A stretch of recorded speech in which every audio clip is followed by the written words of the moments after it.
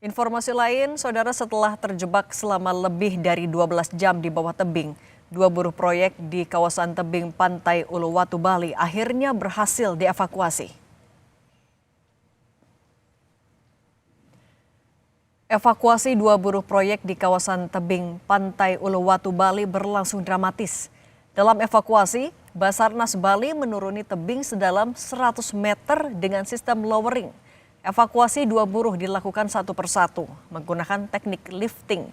Sabtu kemarin, 3 buruh proyek terjebak air pasang di bawah tebing. 1 orang nekat berenang dan berhasil mencari pertolongan.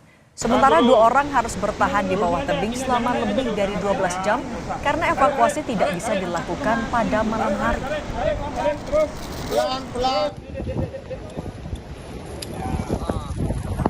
Dua korban telah berhasil diselamatkan atas nama Bapak Tarmuji dan Bapak Randy yang curam dengan ketinggian tebing sekitar 100 meter. Kita melaksanakan operasi SAR dari Basarnas Bali dibantu oleh Linmas Desa Pecatu dan juga masyarakat setempat. Saudara Sudin Gul Karmat Jakarta Selatan mengevakuasi